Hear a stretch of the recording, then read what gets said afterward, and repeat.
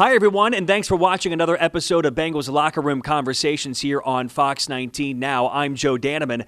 In this episode, you will see 3 locker room conversations. First, our one-on-one with Bengals head coach Zac Taylor. You will also hear from rookie linebacker Demetrius Knight about missed tackles, about team meetings, about leadership and accountability. It's a good one. You're going to want to hear what Demetrius Knight has to say.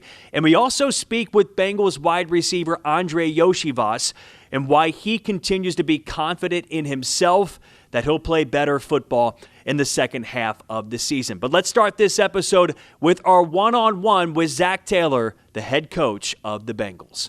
We're joined now by the head coach of the Cincinnati Bengals, Zac Taylor. Zac, let's start with Sunday's game against New York. You had a pretty powerful message after the game about someone having to step up on defense, and accountability matters within that defense. How do you think the team has received that message? I think they've done a good job with it. And guys are accountable and taking hold of their position groups and their unit, and that's what it's about. I mean, we're going to find what we do best schematically and things that we got to improve on and see how much time we need to spend on doing that kind of stuff. But ultimately, it's about guys playing with great fundamentals, guys doing a great job tackling, guys doing a great job communicating. Those are elements that can take us to a level that's going to ensure some victories for us. Why is accountability important? Because it can't just be the coach sitting up there and saying, you got to do this, you got to do this. We're all pros here. We're all in it for the same reason. So for a guy to stand up and say, I got to be able to do this better, and for his teammate, a young teammate, to see that, they're going to be accountable for their actions, and then it allows you to grow as a team. We know who your team captains are on the defensive end, but can young guys be leaders? Can they step up? Absolutely. Yeah, I'm not discriminatory towards anybody with any level of experience. I think when you show that you've got your own house in order and you know your stuff and you're out there and you're playing at a high level and you're making plays, guys are accepting of telling somebody else what to do or how to do it. And I think we'll continue to see more of that from some of our young guys that are starting to come into their own a little bit and getting some confidence, and I'll be happy to see it. Is inexperience just part of what you think is adding to the struggles on defense? There's an element of that, but you can't make an excuse in this league. The Chicago Bears don't care. The New York Giants don't care. They don't care who you got on the field. So you got to operate at a high level. You got to get there very quickly. We got to do everything we can to help them in all 3 phases, and that's what we have to do as a coaching staff. You were asked about tackling in your Monday press conference, and you said, look, it's something we're going to have to get creative with. It's something we have to address.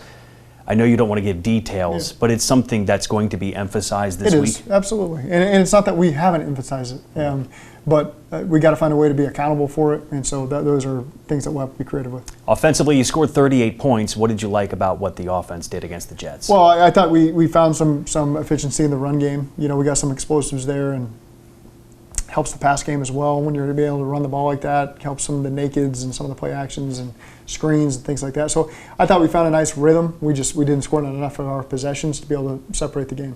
A lot of times in Cincinnati, the passing game gets a lot of attention because of the star power, but it's been a couple of weeks in a row now that the offense has looked really good running the ball, as you've mentioned. What do you think's clicking with the run game right now? Well, we've found a way to play with some leads now, so we're able to stick with it. Guys get confidence, and so you can wear them down with multiple runs in a row. And so, again, I think that confidence has been in the works coming along. We've seen how close we are. We spent a lot of time with our players talking through how close we are, showing them the examples. And, again, you can't just assume it's going to continue on. We got to keep working at it and have a great one against Chicago. The big picture of the AFC, and we've talked about this multiple times in this forum, and you're very aware that you guys are right there behind the Pittsburgh Steelers for the best record in the AFC North, but you said that it doesn't matter unless we take care of ourselves. Yeah. Does that have to be the emphasis this week? It's just about us. It's not about what's outside, either in the fan base or across the AFC. Yeah, fundamentally we have to play better. And again, there's a lot of great plays we can call and great packages we can be in. Fundamentally, we have to do a better job. And once we do that, we'll be a difficult team to beat, and the wins will take care of themselves. But until you do that, it doesn't matter where we're at in the rankings, who we're playing against. So that's got to be our focus right now. Another home game this coming Sunday against the Chicago Bears. What's the challenge of facing the Bears? They've got some weapons. They got a good coaching staff. My brother's on that coaching staff. Ben Johnson was an assistant coach with me in Miami for 4 years, so I got a lot of respect for those guys. They do a great job. They're a talented team. They've won 4 of the last 5, so they give you a lot you got to be ready for.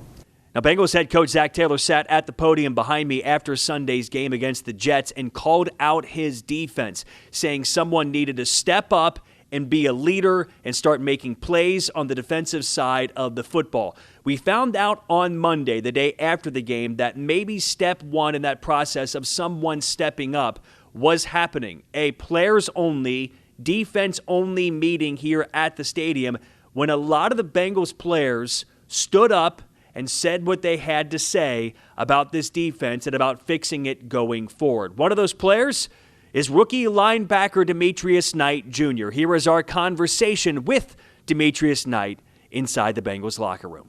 Those guys on the opposite side are also paid just like we're paid. We're paid to get them on the ground. They're paid to make us miss. And some of those times you may be in a bad position. You may have your feet tangled up. You may slip on turf and whatnot or grass. But at the end of the day, it just comes down to relying on your technique. The basics. Talked about it this morning that, Michael Jordan and Kobe Bryant relied on the basics, mastering the basics. And when you get away from those, like it's easy to, you find fault in those. But once you master those, you begin to take the strides that you know you can make. So that's all we're gonna do. We know what we have. We know who we are, and right now we're just gonna focus on the basics and mastering those fundamentals so we can be in a better position to finish and close out games and help out the offense like we know we can. How has Zac Taylor's message yesterday of someone needing to step up resonated now that you guys have had a night to sleep on it? I believe for the leaders on the defense that it, just fired them up a bit. But just in terms of that we need leadership, we have leadership. The guys are leading us. Trey and Logan and OB and Gino and JB, BJ, they're leading us quite well because it can be easy to lose your head. To put it shortly after a game like that, but it's all about coming together and above all else having love for each other and knowing that we're gonna hold you accountable, but at the end of the day we're gonna grow and get better together as well. Can young players be leaders, yourself included? There are a lot of young guys who are playing important positions on this team. Can young guys step up and be that? I believe we can, just by being a great listener, listening to the guys like we've got in our room, me and Barrett, listening and absorbing everything we can, being a fly on the wall, and just helping those guys out when they may struggle a bit. Just knowing, hey, we got you. We'll continue to keep you accountable, just like you're keeping us accountable, because it's nothing better than no greater honor than putting your life on the line and working hard for your brother to the left and to the right of you, knowing that he's giving his all. I'm not going to put him down. I'm just going to bring him back up because I know he'll do the same for me. Why does accountability matter, do you think? Because it shows that you care. Accountability matters because if you don't have accountability, people will just let it slide. If this defense was not accountable, we would not have had that defensive only meeting and had everyone express where they were mentally. And having people stand up and say where they were mentally, it shows a lot. It shows that they care. It shows that we love each other. And that was pretty much the whole premise of that room, is that we love each other, so we got to keep each other accountable, and we're going to get it fixed. And the only way we can do that is together. Do you guys feel like you need more meetings? Like, how do you guys do something different, given the last couple of weeks it's kind of been the same result on the field? No, there are no more meetings. We're just going to continue to keep doing what we're doing. Sitting in a chair isn't going to help people tackle better. Sitting in a meeting room isn't going to fix schemes. It's only about, again, mastering the basics, going back to believing in each other, believing in the guy to your left and to your right, and having the confidence in that as well. To that point, is there something you could do on the field? I don't know if it's live tackling, if you're even allowed at this point of the season to do that, but is there something on the field that you could do during practice to improve the results? Sure. There are drills that you can do at practice, but those drills are done. They're not done as long, but you can increase the time that you do it, and of course, practice isn't going to be changed for it. You can't really put in different time, additions and whatnot just to emphasize something, just because you got so much that you want to get to, making sure you get the other team's looks in and whatnot, first, second down, and third, and things like that. But what you can do is when you do have those opportunities, even after taking a few extra minutes after practice, just to stress it, and even walk-through days, just making sure you take the necessary extra steps just to be in the right position. As a rookie, have there been moments during the stretch where you felt overwhelmed, or any of the rookies told you feel overwhelmed? No, sir. I don't feel overwhelmed just because of all the guys that I've got around me and where I know my faith is, where I know I'm grounded in Jesus and whatnot. And it's all been a learning process, as we go through. But each and every day, I'm like we talked about in there, we're learning how to grow and be 1% better each and every day, and we're being very intentional about that. How difficult is it to fix tackling mid-season? I know you mentioned some of the things you could do, but I know it's your rookie year, but you played a lot of football. How do you fix tackling mid-season? Is it difficult? I don't think it's difficult. Tackling, again, it just goes down to the basics. You got to have great leverage. You got to have a plan when you get to the tackle, but also it may sound corny, but you have to have the mentality and the mental state knowing that I can make this tackle and that I will make this tackle when it comes up again. So when you miss one, you get back up and you pretty much know immediately after you miss it where you went wrong, if you left your feet, if you dove, if you didn't wrap and roll the right way, and then you come back the next play and you do make the correct, use the correct leverage, use the correct technique, and then you go on a run from there. So it's all about trusting in yourself, trusting in the guy to your right, trusting in your technique, and again, mastering the basics where once you master the basics, you can continue to take those strides necessary. A lot of the conversations with Bengals defensive players inside the locker room are about missed tackles. The Bengals lead the NFL in missed tackles. I asked Zac Taylor after his press conference if that'll be emphasized this week in practice. He said, listen, we emphasize it every single week, but he did hint they plan to get creative at practice to help the Bengals defensive players perform better in that area on Sunday against Chicago. One more conversation now. It is with Bengals wide receiver Andre Yoshivas. What's kind of the mood of the team today? Yeah, I mean, obviously not great, but we just have to look ahead and make the corrections, take every day as it is, and go beat the Bears this week. How's your confidence personally after a couple of tough games?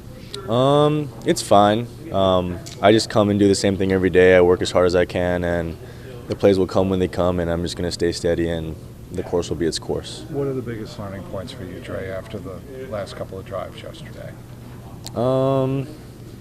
Just staying composed, being myself, and I know that my best is good enough, so I just got to keep playing like that.